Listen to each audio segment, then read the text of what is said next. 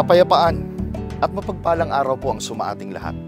Elder Ryan Bernabe po, isa sa mga lingkod ninyo sa kabanal-banalang Iglesia ng Diyos kay Kristo Jesus.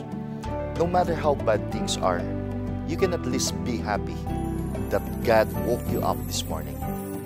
Have a blessed day. Simula ng umaga at damhin ng pagpapala, araw ay gawing payapa, na Espiritong Banal ang kasama.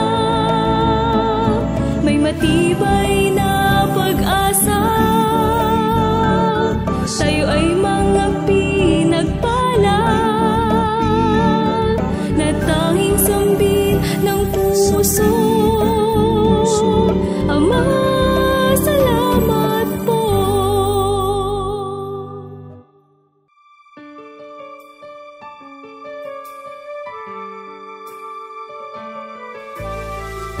A blessed day to all.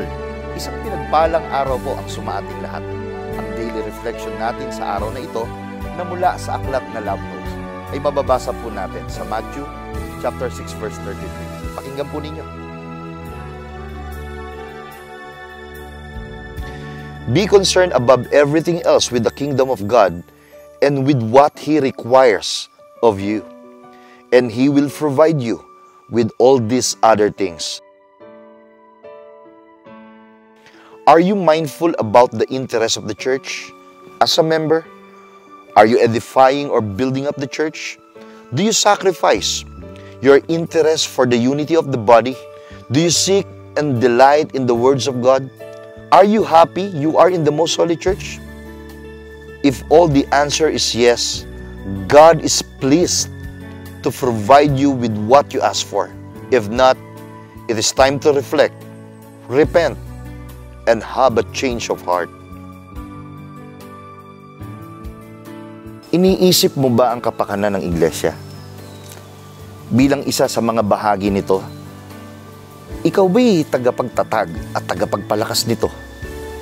Isinusuko mo ba ang pansariling interes para sa kaisahan? Tapat mo bang ginagawa ang iyong tungkulin at ministeryo? Hinahanap at ikinasisiya mo ba ang mga salita ng Diyos? Masaya ka ba na ikaw ay nasa kabanal-banalang iglesia? Kung ang sagot sa lahat ng ito ay oo, nalulugod ang Diyos na magbigay sa iyo ng hinihiling mo. Kung hindi, oras na upang mag-isip-isip, magsisi, at magkaroon ng pagbabago sa ating puso. Hindi po dapat pag-alinlanganan ng sinuman. Sa Panginoon lang matatagpuan ang kakumpletuhang hinahanap ng ating kalooban.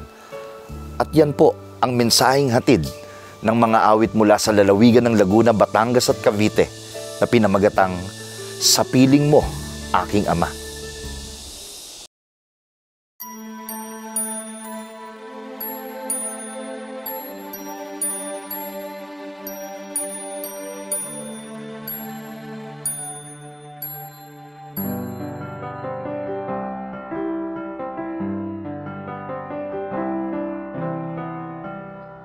Sa pangkalagayan, ako ay hinango mo, iyong dinig.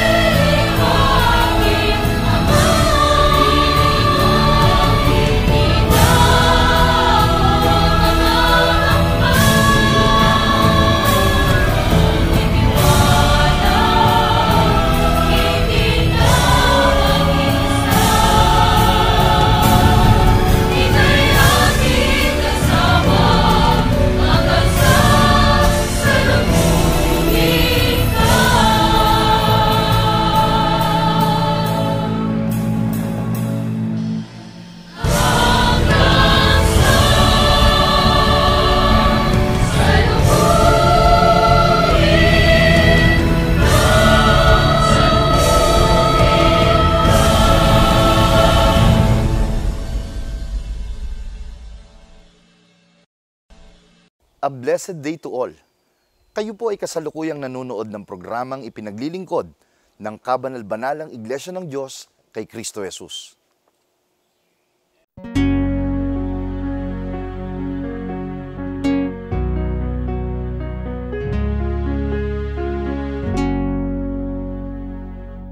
Part 2 na po ng episode na pinamagatang Parental Guidance. Nakapaloob dito ang mayamang pagtalakay sa mga hakbang na maaaring gawin ng magulang sa anak, lalo pat ito'y nasa teenager stage na. Atin na pong tanggapin ang ating Elder Gem sa bahaging ito.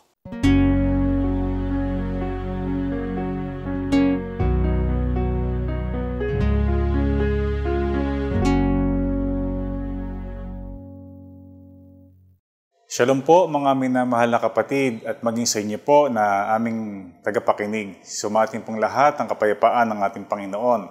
At good morning po sa inyong lahat. Sana ay tunay na maging mabiyaya sa atin ang araw na ito at madama natin ang pagmamahal, ang pag-iingat ng ating Panginoon. Sa pagkakataong ito ay ating pong tatalakayin naman ang kasunod pa rin nung pong ating tinalakay nung nagdaan tungkol po sa kahalagahan ng parental guidance. Yung pong pagga-guide natin bilang mga magulang sa ating mga anak. So ito po yung pinamagatang kong parental guidance number 2. Na ang ating pong tatalakayin paano po magiging responsible teenagers at responsible citizens at tao ang ating mga anak, lalo na po yung mga toddlers, yung mga kabataan pa. Mayroon pong isang pangyayari na may isang batang ama na may dala pong stroller at nakasakay doon yung kanyang toddler na anak na medyo umiiyak at nagsosora. So, naririnig po ng mahina na sinasabi ng batang tatay na ito na sabi niya, "Easy now, Donald, easy. Just keep calm, Donald. It's gonna be all right, Donald." Yun po, narinig ng isang babae na kasama nila sa park. At nilapitan niya ngayon yung batang ama na ito na dala-dala yung kanyang anak sa stroller. Sabi ng babae, bilib ako sa'yo kasi you know how to handle yung anak mo na nagsosora. Bata ka pa lang. Kaya sabi ng babae dun sa bata na nasa stroller, "Oh Donald, keep calm." "Oy ma'am," sabi ng lalaking batang ama, "I am Donald." Ang pangalan po niya, Henry. So, ibig palang sabihin, ng batang ama na ito, ang gusto niya maging calm, yung sarili niya. Gusto niyang bigyan ng pag-asa ang kanyang sarili na tatahan din, magiging panatag din yung kanyang anak na si Henry.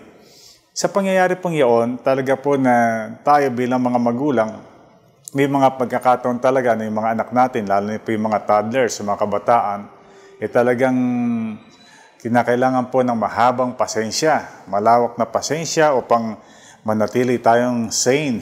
Kumbaga, maayos ang ating pag-iisip at para patuloy nating magawa yung mga nararapat na gawin, sabihin at ituro sa kanila. Alam niyo po, ano bang mga bagay na dapat nating ituro sa mga toddlers? Ito po yung mga, siguro, ang toddlers, mga 3 to 10 years old, na mga baby o anak natin. Ano ang dapat nating gawin sa kanila? Una po, as toddlers, never give them everything. Huwag po nating ibibigay sa kanila ang lahat na balang maibigan nila. In this way, he will grow to believe that the world does not owe him a living. Sapagkat pag ginawa po natin yon, ma-realize niya na ang mundong ito, hindi ibibigay sa kanya ang lahat. At lahat ng maibigay niya, pwedeng mapa sa kanya. Hindi po gayon. Kaya dapat ma-realize ng bata na hindi lahat ng gusto niya mapapa sa kanya. At wala siyang karapatan na asahan yaon. Number 2, when he picks up bad words, do not laugh at him. Kasi may mga magulang po, pagka may mga anak na yung mga sinasabi, halimbawa, salitang kanto, mga salita na napipick up sa TV, na minsan malaswa, bastos, tila siga. May mga tatay na natutuwa pa. Minsan nga, may nagmumurang bata, parang natutuwa pa at hindi sinasaway. Yun po ay hindi dapat. Kasi pag hindi po natin sinaway yun, isipin nila, okay lang yun. Tama lang po yun. Kasi alam niyo po, pag hindi natin sila pinigilan, this will encourage him to pick up other words or more phrases na will blow out our head. Yun po, madaragdagan pa po sila ng mga sasabing salita na sa huli, talagang lalong magpapainit ng ating mga ulo. So kapag po may sinabi silang hindi tama, hindi mabuti, sawayin po natin sila at sabihin, huwag nang sabihin ang gayong mga salita. Number 3, bigyan po natin sila ng spiritual training habang sila po ay bata pa. Do not wait until he or she is 18 to let him decide for himself. May mga magulang kasi, hindi pa sapat ang isip niyan. Bayaan mong magkaisip, tsaka natin i-introduce ang ating Panginoon. Hindi po gayon. Habang bata pa, mahalaga po na i-train na po natin sila spiritually. Ano po ang mga halimbawa? Turuan po natin silang manalangin, di po ba? Turuan po natin sila na sumamba sa Diyos sa panahon o araw ng mga pagsamba. Isama po natin sila kahit sila 2 years old lang, 3 years old lang, para makita po nila na mahalagang sumasamba sa ating Panginoon. At habang sila po nag-aaral, halimbawa sa preschool, elementary, turo din po natin sa kanila, kasabay ng pag-aaral nila sa eskwelahan, ang ukol sa Panginoong Diyos. Yung kagandahang loob ng Panginoon, yung pag-ibig ng Panginoon, yung kanyang mercy, yung kanya pong kapangyarihan. At mahalagang makilala ng ating mga anak, kahit bata pa sila, ang ating Panginoon. Yung laging pananalangin, yung mga pagsamba, yung pong pagtulong sa kapwa, yung pong pag-awit sa Panginoon pagka tayo maawit ng songs of praises. Yun po spiritual training na dapat po natin gawin at ituro sa kanila. Number 4, do not avoid to use the word wrong. Do not avoid to use the word wrong so that he will know what is right. Kasi may mga magulang, pagka mali ang ginagawa ng anak, binabayaan lang. Mahalaga po tayo bilang mga magulang, pag mali ang kanilang ginawa, sabihin natin, that is wrong. O halimbawa, nagsalita siya ng walang respect, di ba? Parang hindi siya namumupo. O hindi tama yan. Dapat maging respectful ka. Matuto kang mamupo. O halimbawa, mayroong mga kapwa nila bata, may mga disabilities, maaaring napagtatawanan o napagsasalita ng hindi maganda. Sabihin po natin, mali yaon. Kasi kapag hindi po natin sila pinigilan, isipin nila, okay lang po yun. Tama lang po yun. So, do not avoid to use the word wrong so that he will know what is right. And for them not to be accustomed to what is wrong.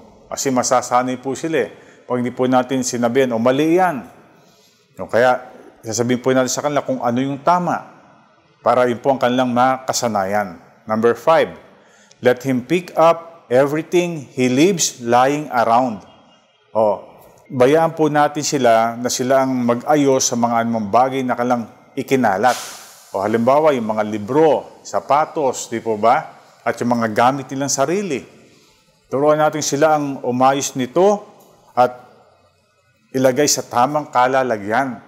Kahit po yung simpleng halimbawa, pagising sa umaga, yung pag-aayos ng bed, pagtitiklop ng kumot, pag-aayos sa mga unan, ituro po natin sa kanila yon. Do not do everything for him. Kasi minsan may mga ganyang mga magulang, yung mga nanay, lahat ginagawa para sa ating mga anak. Akala nila, mabuti o tama yung kalang ginagawa kasi naglilingkod sa mga anak. Pero in the long run po, marirealize natin na hindi pala dapat na gayon. Kasi mamimihasa sila. At hindi nila ayusin yung sarili nilang mga mess na maaaring nagagawa o magagawa sa kanilang mga buhay. So sabi nga po, do not do everything for him so that he will be responsible on his own. Kaya mahalaga pong maging responsable sila sa kanilang sarili. Sabi nga, if you want your children to keep their feet on the ground, put some responsibility on their shoulders. Kung gusto po nating manatiling nakatungtong sa lupa ang ating mga anak, let's give them responsibilities. Mga pananagutan sa bahay at sa iba pang mga aspeto ng ating pamumuhay. Bigyan siya ng house chores. Turuan silang maglinis, magwalis sa labas, maging sa loob, maghugas ng pinggan, mag-set up ng tables, mag-make up ng their beds. Yun po ang mahalagang maituro natin sa kanila. At ano pang sabi? Do not let him read any printed matter that he can get his hands on. Huwag po nating pabayaan na mabasa nila anumang bagay na babasahin. Kasi marami pong babasahin sa mundong ito na talagang hindi po nararapat mabasa ng mga kabataan. Lalo na po yung mga batang-bata pa. Ano pa halimbawa? Di ba may mga tabloids po, mga dyaryo. Kadalasan doon, pani-violence pong binabalita nila.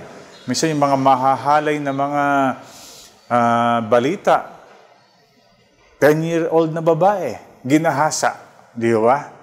At may mga nakapaloob doon, mga hindi mahalay na mga kwento, mga pictures na hindi dapat makita ng mga kabataan. Hindi lang po yun, maging sa mga nababasa po, halimbawa sa internet, di po ba? Ang mga bata, ang gagaling sa paggamit ng mga computers, ng mga gadgets, o bantayan po natin kung anong kanilang mga binabasa. Baka po yung kanilang isip ay nalalabusaw na ng mga bagay na hindi nila dapat mabasa at makita. So, yun po, do not let him read any printed matter that he can get his hands on. Don't let his mind feed on garbage. Diba? Don't let his mind feed on garbage. Also, dapat di po nating tandaan anong kanilang pinapanood at ang kanilang nilalaro kahit po sa mga gadgets. Kasi pagka may mga laro po dyan, alam nyo, masyadong violent, di ba? Maaari pong matanim sa isip at puso ng mga bata yan. At maging violent din sila sa kanilang mga paglaki. So pati po yung nilalaro nila, dapat nating bantayan, dapat nating tingnan mabuti. Number 7, do not quarrel frequently in his presence. So, tayo kasi bilang mag-asawa, di ba? Yung mga pagkakataon, nagkakaroon ng pagkakasagutan, nagkakagalit. Pero sabi nga, do not quarrel in his presence because it may look normal to him. Kasi isipin niya, normal lang yun. Kaya paglaki niya, yun, mag-aaway din silang palagi ng kanyang magiging asawa. Di po ba? Kaya mahalaga, do not quarrel frequently in their presence. Kaya pagka may pag-uusap ang mag-asawa, mahalaga kung kayo sa loob ng kwarto, kayo lang ang mag-usap at ayusin ang inyong problema na hindi na naririnig ng ating mga anak. Kasi alam niyo po, halimbawa, alam nila, nag-aaway ang kanilang mga magulang. Siyempre, ang mga bata po, hindi mapalagayan. Kasi ang environment nila may tension, di po ba? Very intense. Kasi hindi magkasundo, nag-aaway ang kanilang mga magulang. Kaya sa kalooban nila, nakadarama po sila ng hindi magandang kalooban. Natatakot, nahihiya, at natetense. So huwag po natin bayaan na maging gayon ang environment ng ating sambahayan. Ano pa? Never give a child all the spending money he wants. Huwag po nating bibigay lahat ng gusto nila na bilhin at bigyan sila ng pera. Teach them how to work. Turuan po natin sila na paano magtrabaho and how to work hard and how to save money and how to value money. May mga ganyan pong mga magulang kasi halimbawa nasa abroad kasi, busy sa business o trabaho, nagko-compensate nila na lang sila sa pagbibigay ng mga material things, lalo na ng pera sa kanilang mga anak. At inaisip tuloy ng mga bata na yun nga, madali lang ang pera, bigyan lang sa tatay, nanay ko, nandyan na. Huwag po natin bayaan na maging gayon ang kanilang kaisipan. Pakita po natin sa kanila na they should also need to work hard. At i-value po nila, mahalagahin nila ang pera. Kasi hindi naman ganun kasi talaga kadali ang kitain ng pera. At turuan po natin sila na mag-save. Halimbawa, kabataan pa, bigyan natin ng alkansya. Pag may natira siyang pera, ipunin niya, at yung maipong yaon, bibili ng gusto niyang gamit. Diba? Halimbawa naman, may house chores na inassign sa kanya. Bigyan natin sila ng reward. Pwede po yun. Para ipakita natin na they should work for it. Hindi yung ibibigay lang sa kanila. Kasi marami pong ganyan. Lumaki, tumanda, nagkaapo, parang umaasa sa kalang kapatid, sa kalang mga magulang, na dapat pa rin silang bigyan. Hindi po dapat na maging gayon. Ano pa? Number 9. Do not satisfy his every craving for food, drink, or comfort. Ulitin ko pa, do not satisfy his every craving for food, drinks, or comfort. For him to learn that every sensual desires is not to be gratified. Huwag po nating laging bibigay sa kanila yung gusto nilang pagkain, yung kanilang inumin, at maging yung comfort ng buhay na ito.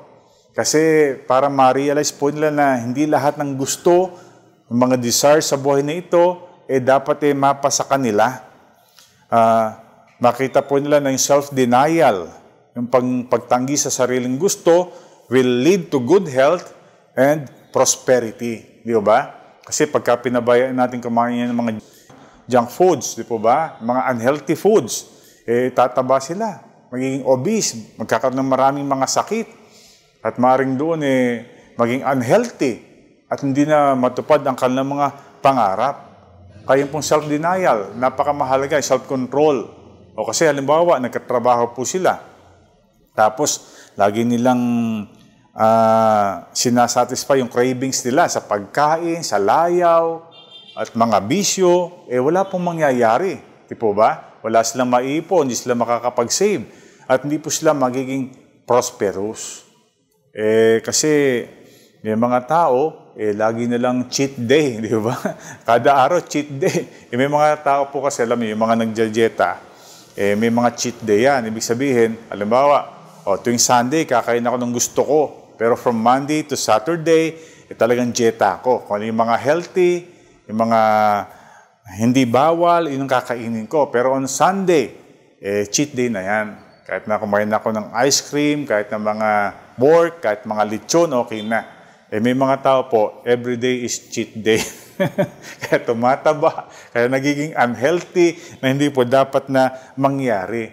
Marami po mga, ngayon, di ba? Mga inumin, milk tea, at mga katulad, masarap, matamis, pero unhealthy. So, huwag natin pababayaan na masatisfy nila sa pagkain, sa drinks, at pati po sa comfort. Turuan po natin sila na magtiis, na huwag gawin ang balang maibigan ng kanilang katawan. Number 10, take his part or take his side when he is right, and enlighten him when he is wrong. May mga magulang po, kahit mali ang mga anak, sumaside pa rin sa kanilang mga anak. Pero ang sabi ho rito, take his side when he or she is right. Kumampi ka sa kanya. Suportahan mo siya pag alam mong tama ang kanyang desisyon, yung kanyang mga ginagawa.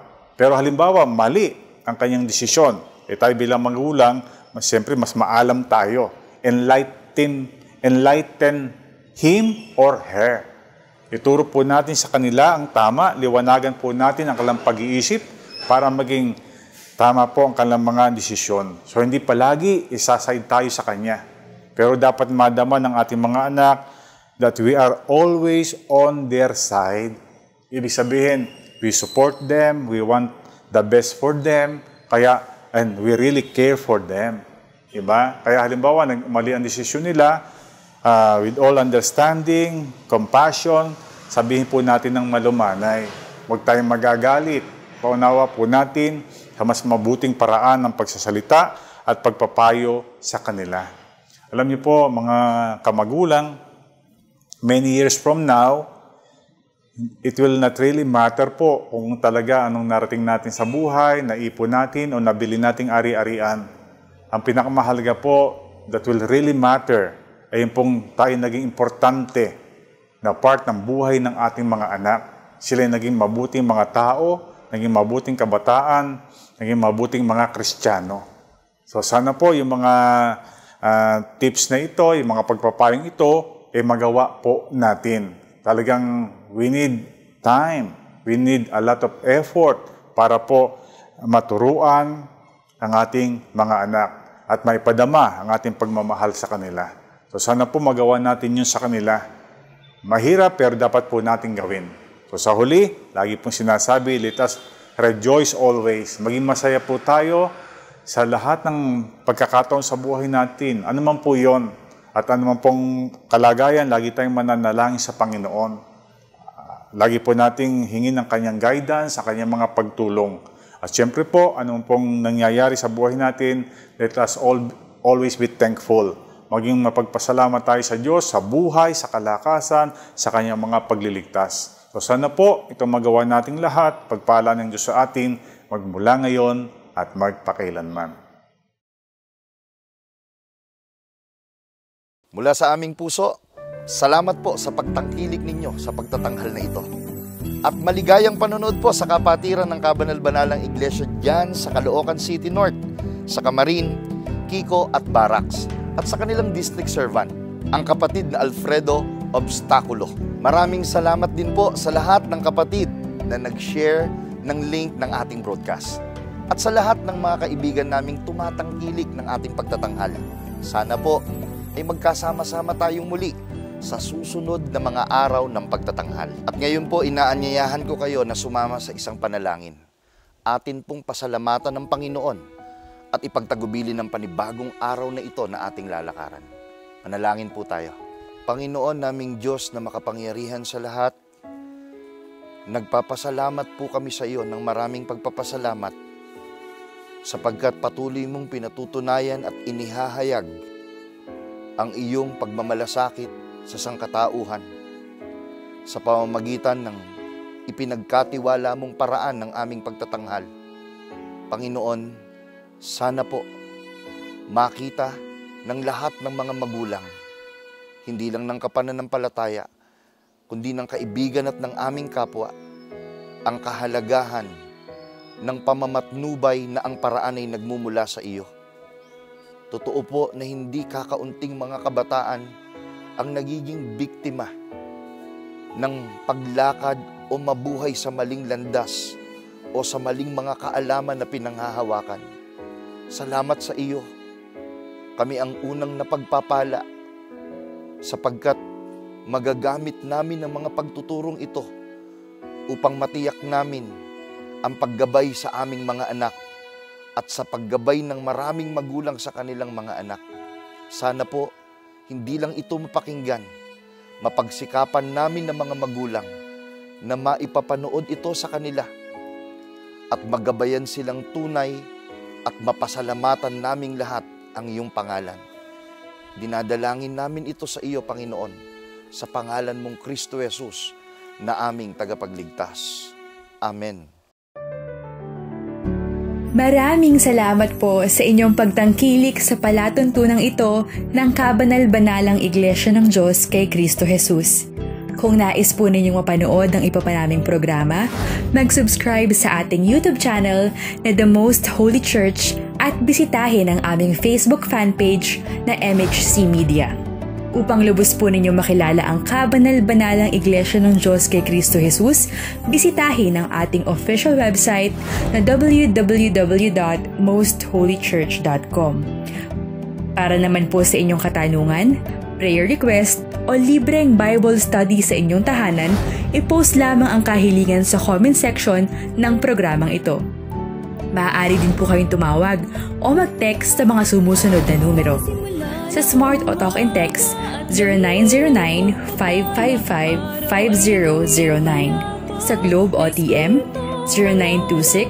0926-383-0454. Sa Dito SIM, 0991-419-2027. At sa landline, 8255-6949 o 8553-0946. Maraming salamat po.